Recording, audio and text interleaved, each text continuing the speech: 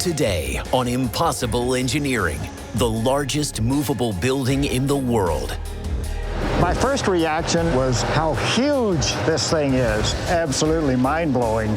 Constructed in the middle of a deserted nuclear disaster zone. Working in this environment presented immense challenges for us because it's the world's most contaminated place. And the pioneering historic innovations. Oh, this is it. It's a massive structure. What a breathtaking view. The most iconic building in New York City.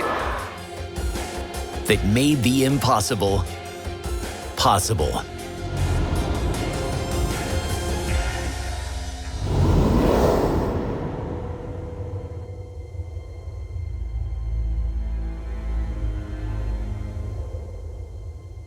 This is the Ivankiv district of Ukraine in Eastern Europe. Once part of the mighty Soviet Union, it became a world of ghost towns and hastily abandoned cities. It's one of the most radioactive regions on the planet, with over 960 square miles deemed uninhabitable. All the result of one of the world's worst engineering failures.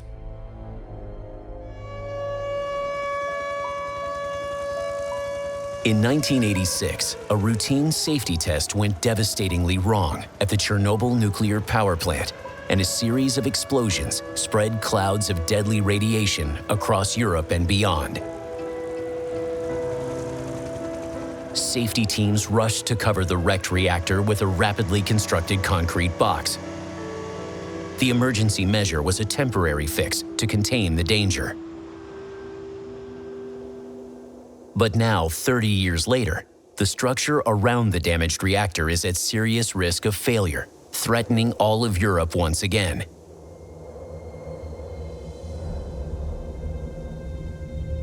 So, some of the greatest engineering minds from around the world have come together to design a unique solution.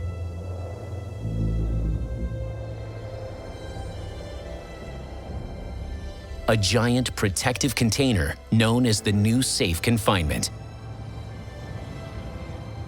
It's enormous. It's 108 meters high. If you're British, it would cover St. Paul's Cathedral. If you're American, it covers Statue of Liberty. If you're Italian, it would cover the Colosseum. And if you're French, it's 3 times the weight of the Eiffel Tower.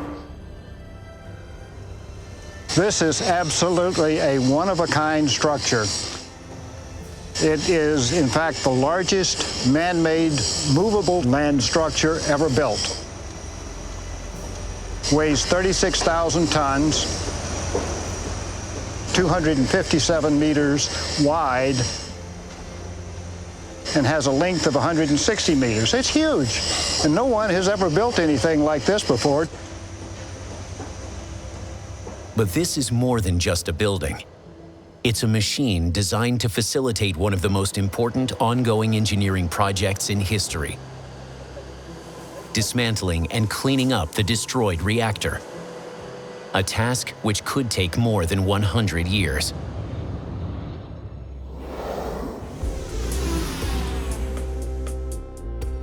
Designed to withstand a century of Ukraine's bitterly cold winters and scorching summers, a 27,000-ton steel frame supports the giant metal panels which slide over the existing shelter,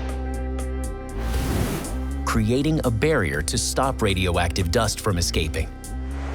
With an uninterrupted floor area of 463,000 square feet, it's big enough to house 8 jumbo jets. Simon Evans is one of the project's overseers. The role of the new safe confinement is twofold. Firstly, to confine the old reactor so it can ensure you minimize any future releases of radiation. And secondly, to provide the infrastructure to start taking the old structure apart and put into a safe and secure long-term condition, because 96% of the lethal radioactive inventory is still sitting inside that building, so it had to be secured. Heading up the team of project managers is Mac McNeil.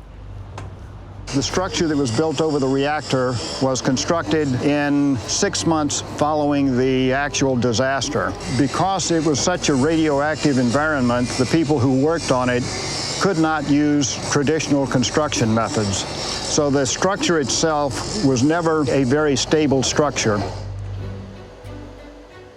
To be able to dismantle it, the old radioactive building must be entirely covered. But this provides a seemingly impossible engineering challenge on a scale never attempted before. I think this is one of those projects that people thought could not be done. So how do you build a self-supporting structure capable of enclosing a volume of 35 million cubic feet? The answer lies with techniques pioneered almost a century ago.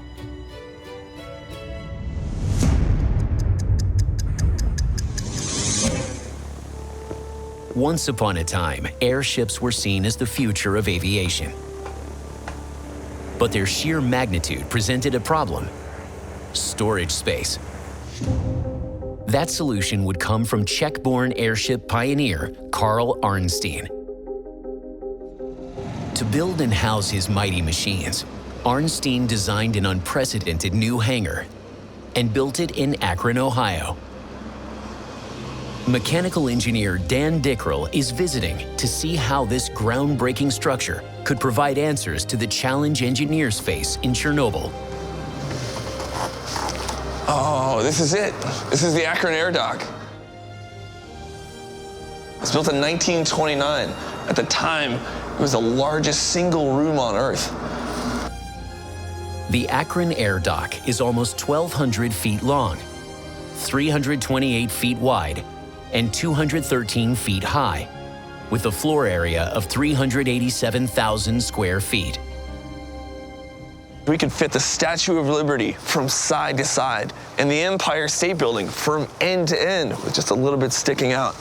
The reason why that's possible is because the air dock's volume is entirely usable. There are no internal support columns. It's this type of uninterrupted floor space that the engineers at Chernobyl need to build to contain the reactor. So how did Arnstein achieve it? The roof is supported by 11 parabolic steel arches. This keeps the floor completely clear of internal columns. But the vast size of the hangar presented a serious problem to its structural stability. Steel reacts to changes in temperature. On a small scale, it's hardly noticeable, but in what was then the world's biggest room, it could have catastrophic consequences. So when the sun hits the steel structure, it causes it to expand. So Arnstein designed the building to breathe. So this is the leg of one of the arches. Down at the bottom, there's a foot. Now the footer is floating. It's not rigidly connected to the ground.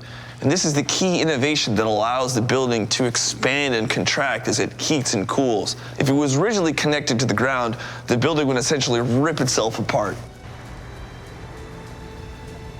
The techniques used in its design and construction, which seemed radical at the time, have become commonplace in constructing a building of its size.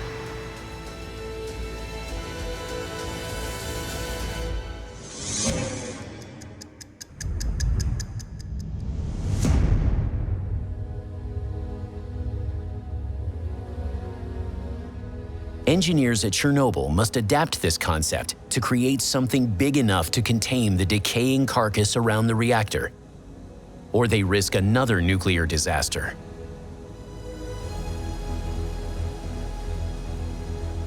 Mac McNeil, the lead project manager, has clearance to enter the restricted area near the failed reactor.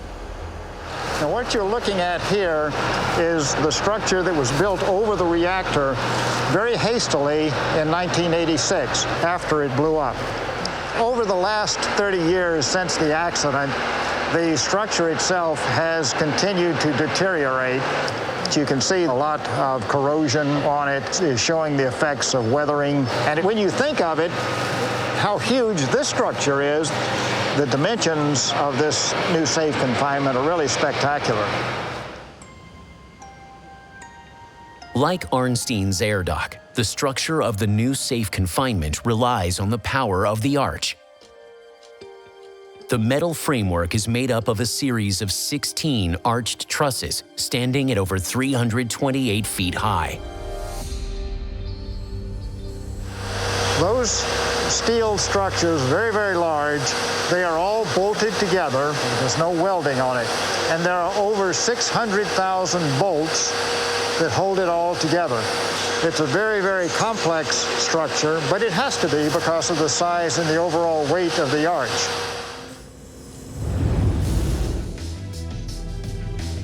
And unlike most other construction projects, failure to complete it puts lives at risk.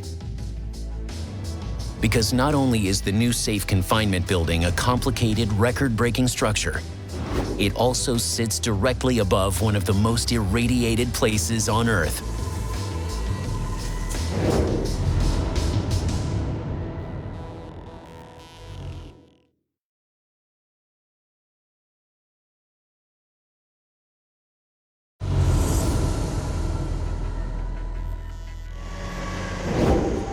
Building at the location of a notorious nuclear disaster comes with a unique set of challenges.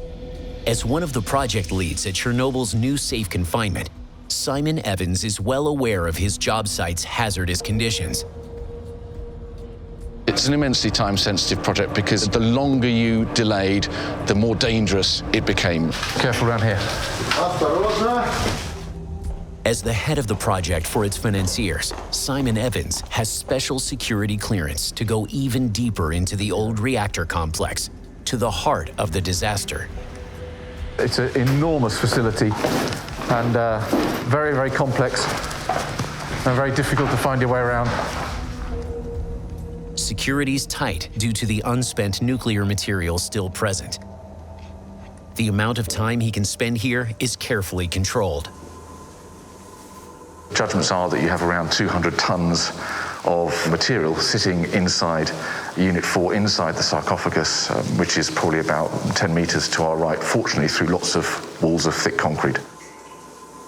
This is the heartbeat of the old reactor, the control room. The job of the controllers was to monitor constantly the power in the reactor to make sure the levels were stabilized. And what happened at the time of the accident was they lost control of the reactor. So I find this a very haunting place, to be honest, almost a monument to the importance of doing things safely.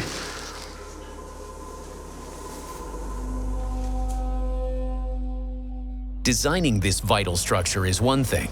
Building it in a nuclear disaster zone is another.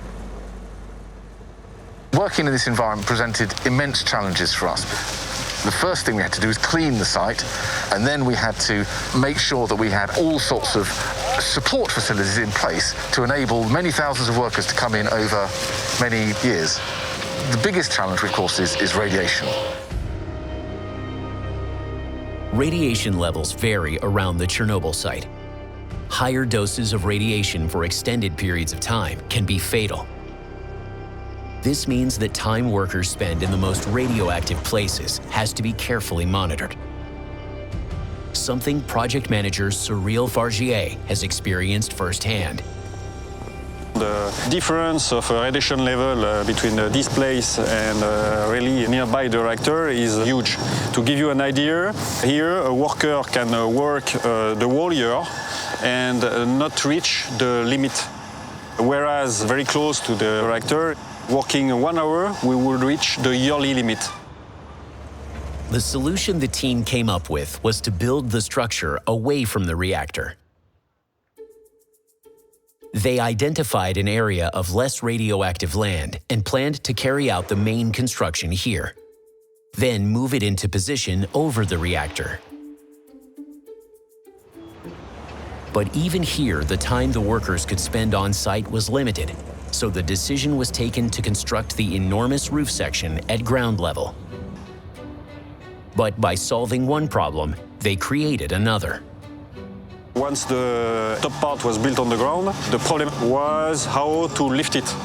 The heaviest section was around 8,000 tons. With thousands of tons to move and traditional cranes ruled out on safety grounds, engineers must look to the innovative pioneers of the past for a solution to this seemingly impossible engineering obstacle.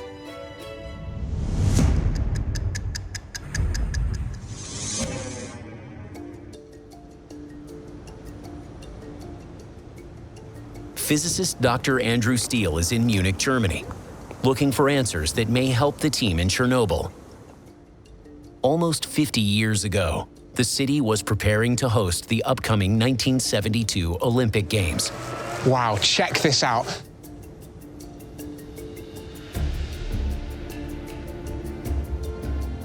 At the centre of that Olympics was this almost 70,000-seater Olympic stadium, draped in this incredible cable net structure. 270 miles of steel cables were strung between 58 steel pylons to support a huge canopy composed of 8,000 plexiglass panels. Although from down here it looks like this roof is just floating over the seats, making it look this effortless is actually a huge engineering challenge. The roof was constructed in sections, and each one of those sections weighs well over 1,000 tons. The plan was to construct those individual roof sections down on the field there and then lift them up into position once they'd been completed. And this presents quite literally an enormous challenge if you want to try and do it using a crane. You'd have had to position that crane outside the stadium, and as you can see, that means it would have had to have been absolutely huge. Engineers were going to have to devise a radical solution which had never been tested at this scale. Just like the engineers at Chernobyl, the German team needed to find a way to do some heavy lifting without using cranes. In the 1930s, renowned French engineer Eugène Freyssinet pioneered the use of hydraulic jacks as part of his methodology to pre-stress concrete to build longer bridges.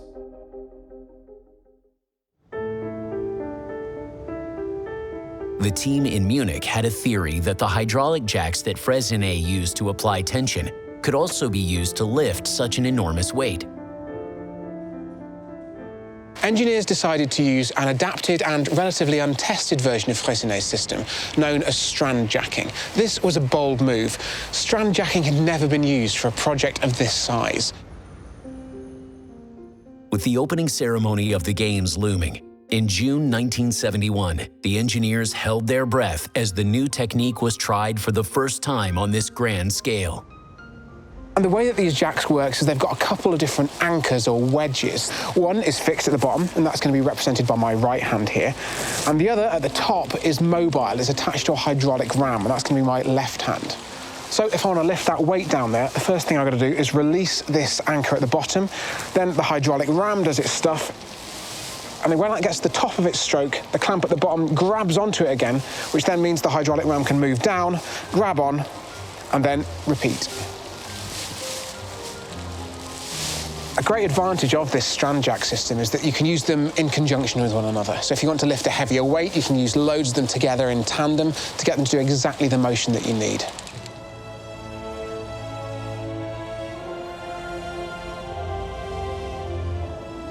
Once completed, the enormous stadium roof covered an area of over 796,000 square feet, at the time making it the largest cable net structure in the world.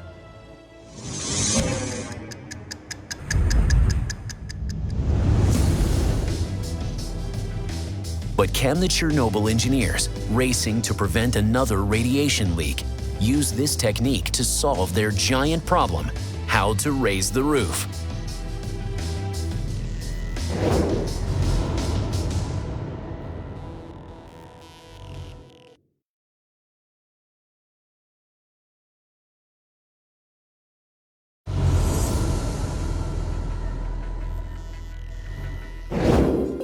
The strand jack is an engineering solution from the 1930s, but today it's getting a 21st century upgrade. In Chernobyl, Ukraine, the team needs to raise the enormous arched roof of the new safe confinement structure. So they're supersizing Eugène Freysinet's innovation to a scale he never could have imagined. So the optimized solution that we chose was to design and fabricate special lifting towers, and on top of each tower we install a platform with jacks. With the strand jacks positioned on top of the lifting towers, cables with a high tensile strength are run down to the roof section. When powered, the jacks pull these cables, lifting the 8,800-ton section of roof. Each jack had a capacity of a maximum 900 tons, and we had over 40 strand jack activated simultaneously to make this operation. A computer-controlled system ensures this crucial maneuver is pinpoint accurate.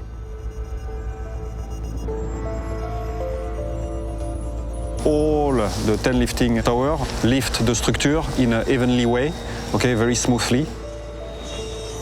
So we had the tolerance and accuracy every point within a few centimeters. So, but to get this accuracy over 260 meters, that's a very high precision. The next sections of the arch were attached to the roof using giant hinges, and the whole thing was jacked up even higher.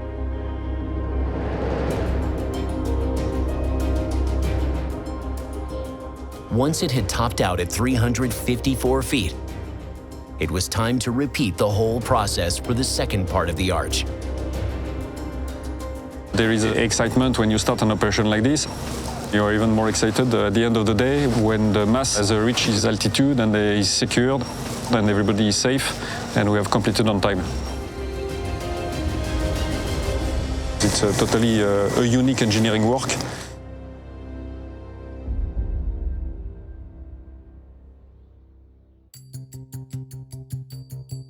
With the framework taking shape, the team still has some serious challenges ahead. It was the most complex and precise engineering ever envisaged over such a site. And it's a battle against the clock to prevent another disaster. Timing was critical to get the reactor covered. The concern was that it could collapse.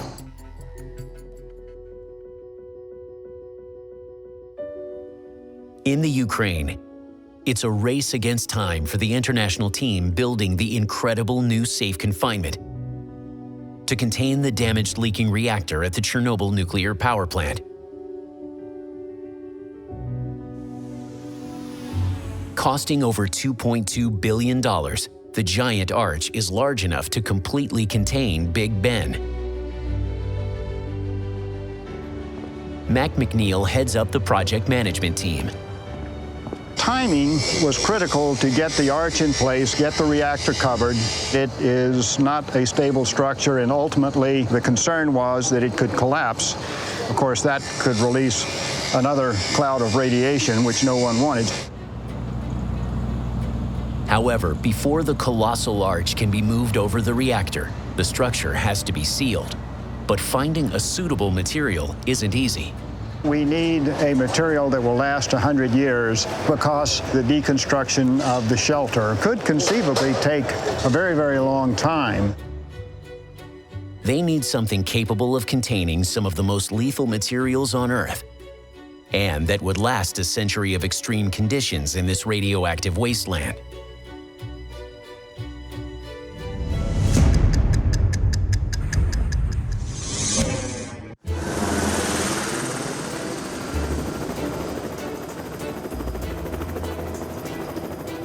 This is incredible.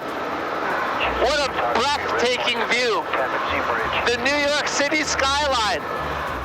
Professor Eric Lima is discovering how a case of one-upmanship led to a major innovation that could help engineers in Chernobyl. In the 1920s and the 1930s, the city was gripped by skyscraper fever. Architects and engineers were outdoing themselves to try to build the highest buildings. At the southern end of Manhattan, 40 Wall Street was under construction and looked set to become the world's tallest building. But about 5 miles away in Midtown, automotive tycoon Walter Chrysler had other ideas. Okay, what you see is the really cool, iconic building is the Chrysler building. It was designed by William Van Allen, right there. At first, it wasn't on course to be crowned the world's tallest. But Van Allen, he had a plan. Secretly, he obtained a license to bring a long, tall point, a needle, that he was going to put on the top of his building. But the problem was, it's going to be exposed to all the elements, rain, wind, sleet. How do you make sure it doesn't rust?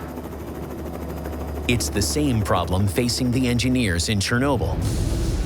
So what compound has what it takes to snag the Chrysler Building the world's tallest title and safeguard the structure protecting Europe from Chernobyl's nuclear fallout?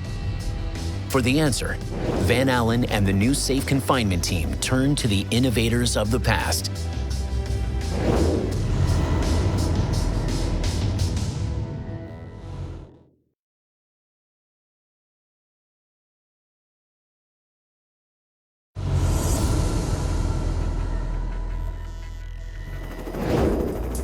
For the Chrysler Building architect William Van Allen, and for the engineers behind Chernobyl's new safe confinement project 80 years later, protecting metal from the elements represents a major concern. But in 1911, metallurgists Philip Monarts and Wilhelm Borchers built on recent advances in non-corrosive steel used in cutlery to create a steel almost entirely resistant to the elements. To do this, they added a crucial element to iron alloy: chromium. So this scrubby is made of steel. The main component of steel is iron. Now, when the iron is exposed to oxygen in the air and moisture, there's a chemical reaction. That reaction makes iron oxide, otherwise known as rust. Monarts and Borchers discovered that by adding other elements, most importantly chromium, to this mixture, they were able to make an alloy that was much more resistant to corrosion than anything that had come before. Today, we call that mixture stainless steel.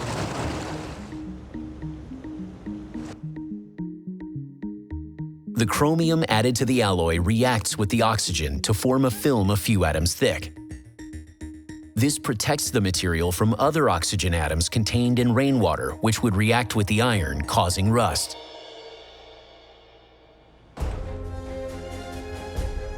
Days before the grand opening, William Van Allen's spire, encased in this cutting-edge material, was erected on top of the skyscraper in just 90 minutes, crowning the Chrysler Building as the tallest in the world, besting 40 Wall Street by over 100 feet.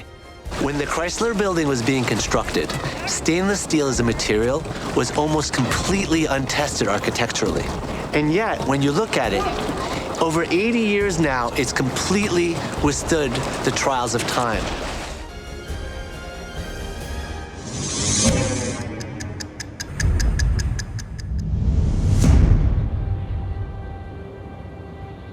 In Chernobyl, engineers are putting stainless steel to an even greater test.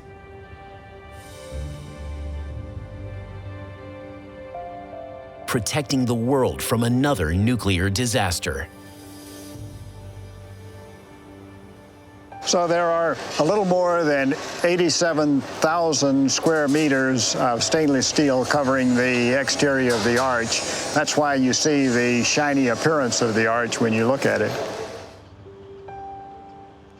The interior is also covered in stainless steel. We don't want this cladding material to deteriorate. Sandwiched between two giant spans of stainless steel are multiple layers of other materials, all carefully chosen to help contain the radiation. But getting the equivalent of 12 football fields of gleaming stainless steel onto the outside of a 354-foot-high arch isn't easy.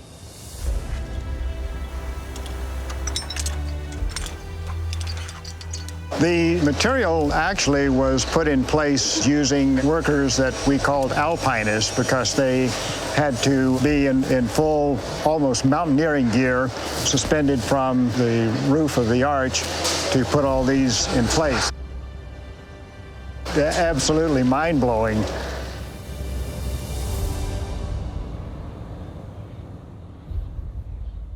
With the crucial protective covering in place, it's time for the most difficult part of the operation.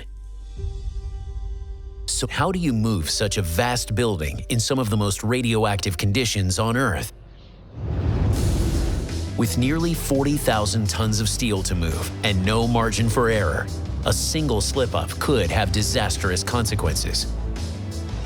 It will take some seriously creative engineering and a lot of power to get this critical megastructure into place.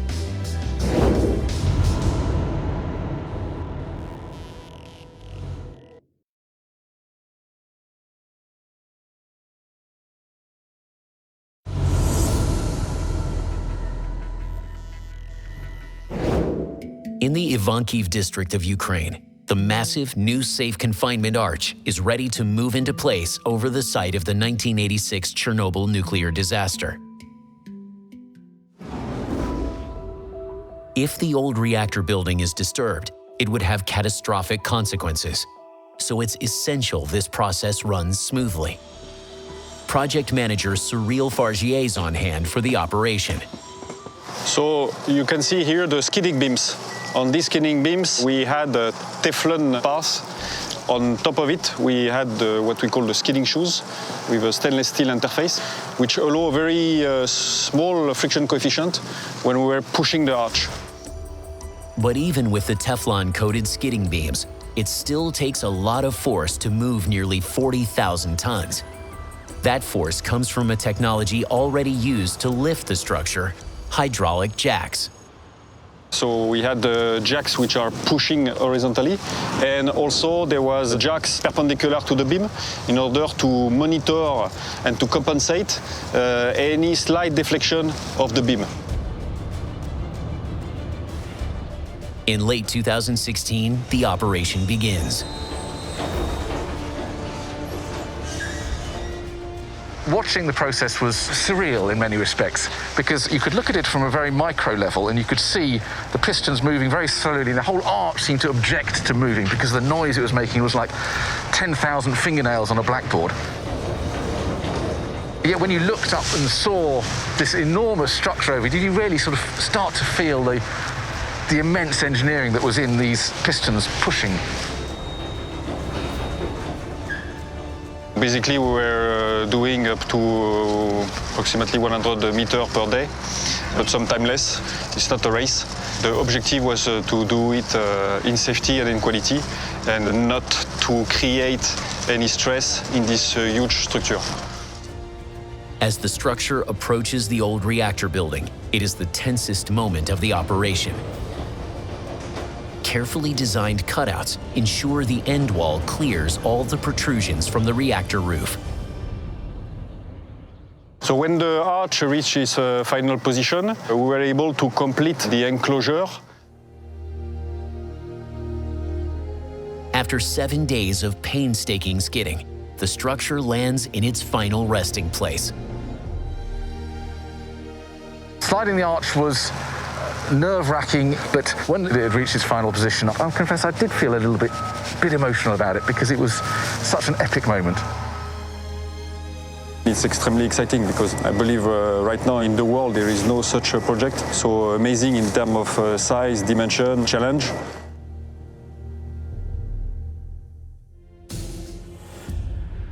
But the team still faces the biggest challenge yet in their quest to put right what once went wrong. This almost impenetrable barrier stands between the failing nuclear reactor and the Earth's atmosphere. But it not only encloses the reactor, it's also designed to dismantle it. Inside the arch, there are 2 bridge cranes that go forward and backward across the whole length of the arch. The 2 315-foot-long bridge cranes move along the east-west axis. Hanging from them are 3 tool platforms, which can move along the north-south axis. This enables tools to be remotely maneuvered to anywhere in and around the old reactor. What we have here is the robotic mobile tool platform, and from this platform will be hung about 10 different tools that can cut, grind. There's some vacuuming tools, cut grabbing tools. So this is really the workhorse of the whole new safe confinement, because this is where all of the action occurs. In a sense, it's taking apart a structure very carefully so that you don't cause a collapse or further damage to it. You want to take it apart very methodically and all of that needs to be well planned, so it will take many, many years to do that.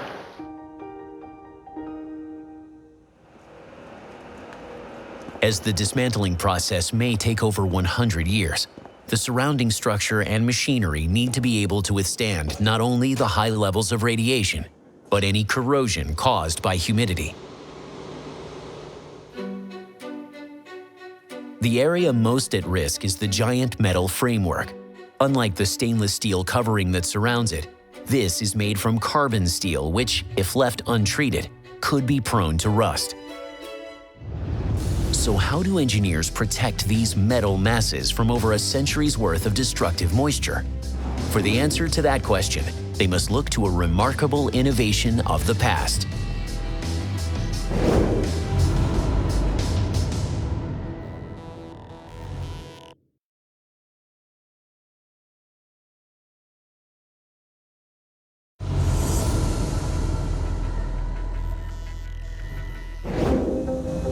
The dismantling of the Chernobyl nuclear reactor is estimated to take over 100 years. That is, if the new safe confinement containing it lasts that long. So on a typical steel building, you would probably have to do a lot of maintenance of the steel to maintain its corrosion resistance. And here in this structure, we just don't have the opportunity to do that. You have the radiation conditions, you have this huge volume. So it was very important that the structure itself be able to resist corrosion for the design life of the arch. The engineers heading up this project must find a way to protect their massive structure and the machinery inside. But what can they use to combat decay? It's an issue that's been faced in the past.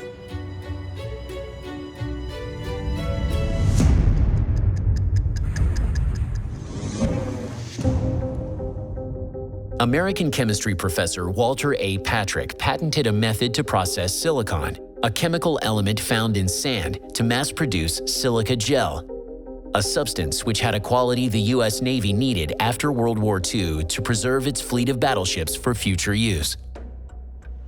It may also help the team in Chernobyl. Engineer Dan Dickrell visits the USS Iowa to see how. This is the USS Iowa, an excellent example of a battleship from the Second World War.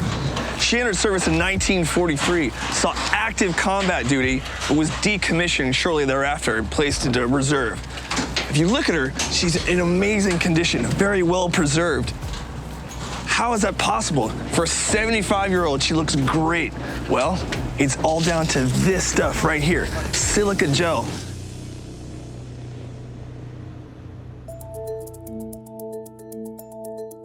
Each silica particle is covered in pores which attract water molecules. Once all these spaces are taken, it can't hold any more water. But there is a solution. When silica is heated, the water is driven away, and it can start trapping water again. Silica gel plays a huge part in everyday life, keeping food, electronics, and clothing free from moisture. It's also a crucial component of the system used to preserve this ship. Desiccant dehumidifiers draw moist air over a rotating wheel of silica. This attracts the moisture, allowing dry air to be circulated. When the wheel turns, the waterlogged silica is exposed to a heating element. The water detaches and is drained away, and the dry silica can start the process again.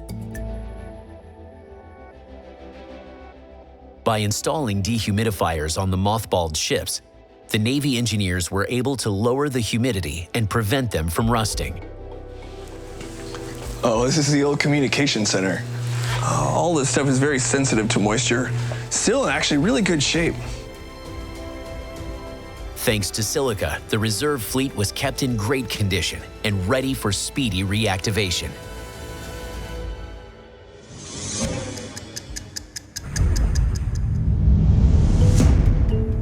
But the engineers of the new safe confinement have a lot more surface to keep dry than the USS Iowa. The new safe confinement is the largest land-based mobile structure on Earth. if the structure or its machinery corrode before they finish the century-long process of dismantling the failed reactor underneath. The consequences could be disastrous.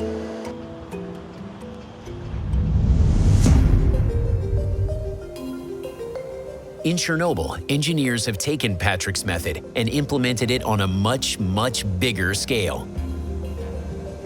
The ductwork you see brings in air that comes in from the outside and is forced through the dehumidifiers, which then reduce the moisture content of the air.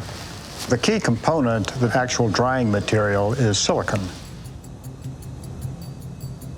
This monumental system recirculates over 17 million cubic feet of air every hour to maintain 40% humidity, a condition under which carbon steel does not corrode. If this system weren't here and operating, then the structure of the arch could be subject to corrosion over a period of years. The dehumidifiers are the final historic piece of the puzzle that makes this modern engineering dream a reality.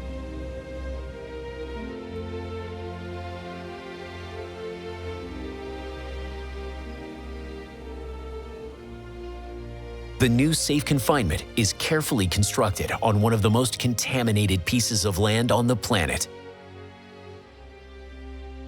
Well, I feel very inspired, slightly humble, and very proud.